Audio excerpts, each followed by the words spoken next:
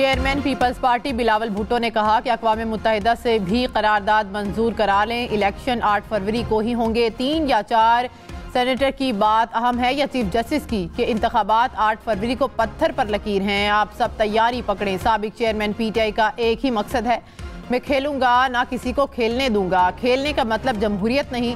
खुदा न खास्ता ये जमात दोबारा इक़्तिदार में आती है तो इसने अपनी फाशिस्ट स्टेट कायम करनी है। साबिक चेयरमैन PTI अगर बेगुनाह हैं तो जेल में नहीं होने चाहिए, अगर गुनाहगार हैं तो जेल में ही होने चाहिए।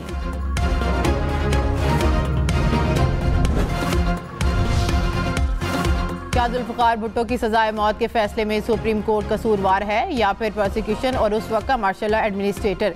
चीफ जस्टिस काजी फाइज ईसा के जुल्फ़िकार भुट्टो की सजा के खिलाफ सदारती रेफरेंस पर रिमार्क्स। कहा कि अदालत इस वक्त एक शख्स की इज्जत और तारीख की दुरुस्तगी देख रही है। अदालत बेहतर मिसाल कायम करना चाहती है। इस केस में एक जज की राय को नज़रअंदाज नहीं कर सकते। जुल्फ़िकार भुट्टो केस में बेंच का तनासुब ऐसा था कि एक जज की राय भी अहम है। एक जज के अक्सरियती वोट के तनासुब से एक शख्स को फांसी दी गई। हर फौजदारी केस में जहाँ सियासत हो और इंसाफ ना हो तो अदालत को दोबारा सुनना चाहिए। इस केस में एक जज का इंटरव्यू है, बाकी केसेस में कुछ और मौजूद होगा। इस केस में सोच समझ कर आगे जाना है। केस की समाअत फरवरी के तीसरे हफ्ते तक मुलतवी कर दी गई।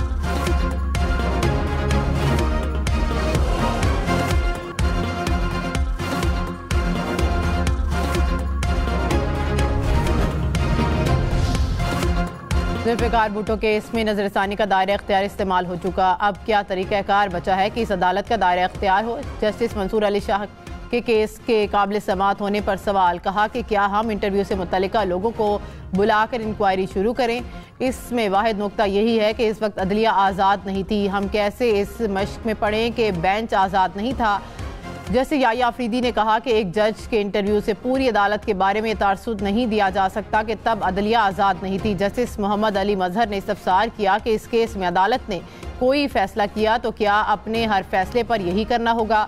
जस्टिस मुसरत हिलाली ने कहा कि मेरी नज़र में हमें अपनी तारीख को दुरुस्त करना चाहिए। धब्बा एक ख़ानदान पर नहीं लगा बल्कि इदारों पर भी लग चुका है।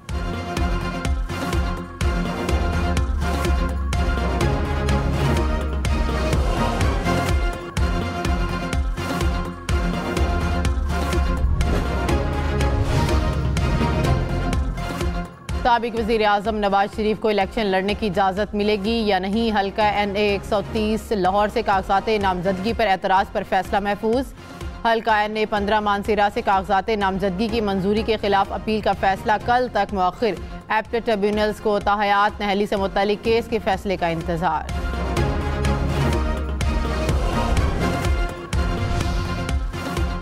शहबाज शरीफ को कराची के हल्के 242 से इलेक्शन लड़ने की इजाज़त मिल गई। दरख्वास्त गुजार की साबिक वज़ीर आज़म के खिलाफ अपील मुस्तरद।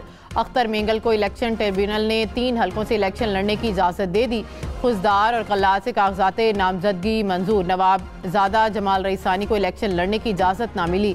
NA 264 से कागजात नामजदगी मंजूरी का फैसला कलअदम करार। चौधरी परवेज़ इलाही के हल्का NA 59 और PP 23 से कागजात नामजदगी मुस्तरद होने पर फैसला महफूज कर लिया गया।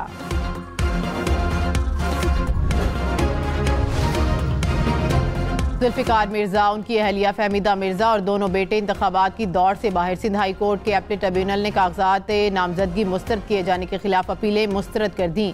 PTI के अली अमीन गंडापुर को इलेक्शन लड़ने की इजाज़त मिल गई। एपलेट ट्रिब्यूनल ने NA 44, PK 112 और 113 से कागजात मंजूर कर लिए। मियाँ अजहर लाहौर के हल्का NA 129 से इलेक्शन लड़ने के लिए अहल करार। इस हल्के से हमाद अजहर के कागजात नामजदगी एपलेट ट्रिब्यूनल से भी मंजूर नहीं हुए थे। हम हुकूमत नहीं सुप्रीम कोर्ट हैं। हम किसी की इंतखाबी मुहिम नहीं चला रहे। दफ़ा 144 और MPO सब के लिए होगा, सिर्फ PTI के लिए नहीं। चीफ जस्टिस काजी फाइज ईसा के लेवल प्लेइंग फील्ड केस में इलेक्शन कमीशन के खिलाफ तौहीन अदालत की दरख्वास्त पर रिमार्क्स। वकील से मुकालमे में कहा कि PTI क्या चाहती है कि 100% कागजात नामजदगी मंजूर हो जाएं। हम ROs को ये नहीं कह सकते कि किसी के कागजात मुस्तरद ना करें। इलेक्शन कमीशन का काम इंतखाबात करवाना है। पार्लिमान ने ही ये इदारे बनाए हैं। इनकी कदर करें। अगर आपको किसी इदारे पर एतबार नहीं तो क्या कर सकते हैं। सुप्रीम कोर्ट ने इलेक्शन कमीशन की रिपोर्ट पर जवाब जमा कराने के लिए पीटीआई को 3 दिन की मोहलत दे दी। समाअत 15 जनवरी तक मुलतवी कर दी गई।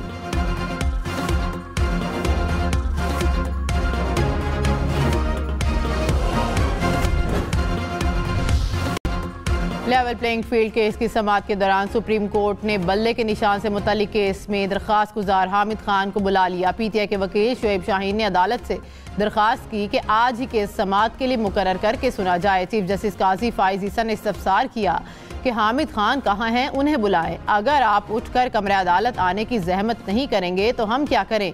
केस भी लगवाना है और उठकर अदालत भी नहीं आना। पीटीआई मजलूम है, इसलिए ज्यादा मुकदमात आ रहे हैं और सुने भी जा रहे हैं। हामिद खान अदालत में पेश हुए। चीफ जस्टिस ने कहा कि आपकी दरख्वास्त पर अगर कमेटी का इशू है तो इसके सामने मामला जाएगा, अगर नहीं तो 2 दिन बाद सुन लेंगे।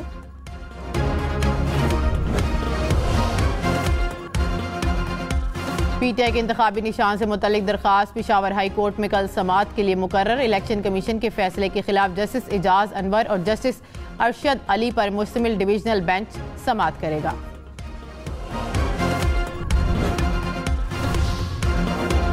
उम्मीदवारों के कागजात नामजदगी बिलाजवाज मुस्तरद करने पर रिटर्निंग अफसरान के खिलाफ कार्रवाई होनी चाहिए। कराची में इलेक्शन ट्रिब्यूनल के सरबराह जस्टिस अदनान करीम का बरहमी का इजहार। कहा कि अगर कोई ऑफिसर गलत काम करता है तो इलेक्शन कमीशन को उसके खिलाफ कार्रवाई का इख्तियार है। इलेक्शन कमीशन ने अब तक किसी ऑफिसर के खिलाफ कार्रवाई क्यों नहीं की।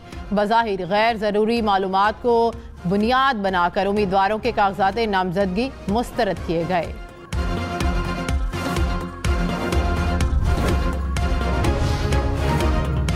आम इंतखाबात की भरपूर और बर वक्त तैयारियां जारी। चीफ इलेक्शन कमिश्नर की ज़ेर सदारत इजलास में हुकाम की ब्रीफिंग। पोलिंग स्टेशन की हतमी लिस्ट 23 जनवरी को आवेज़ा की जाएगी।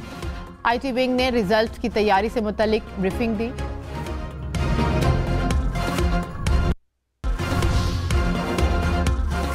रहनुमा पीपल्स पार्टी खुर्शीद शाह ने कहा कि इलेक्शन कमीशन के सेक्रेटरी बीमार हुए और चले गए। जरूर दाल में कुछ काला है। सेनेट में इलेक्शन मुलतवी कराने से मुतालिक करारदाद नहीं आनी चाहिए थी। इलेक्शन कराया जाना बहुत ज़रूरी है। अगर इलेक्शन नहीं कराया तो मुल्क का बहुत बड़ा नुकसान होगा। मजीद कहा कि पीपल्स पार्टी इस इलेक्शन में बड़ा सरप्राइज देगी। पंजाब भी भुट्टो का था और अब दोबारा भुट्टो का ही होगा। कराची के हल्का NA 242 से MQM की जानिब से अच्छी खबर मिलेगी। मुस्लिम लीग को यकीन दिलाया कि राना मशहूद ने कहा कि शहबाज शरीफ कराची से मुस्लिम लीग नून की नुमाइंदगी करने के लिए मैदान में उतर चुके हैं। NA 242 से MQM के मुस्तफ़ा कमाल उम्मीदवार हैं।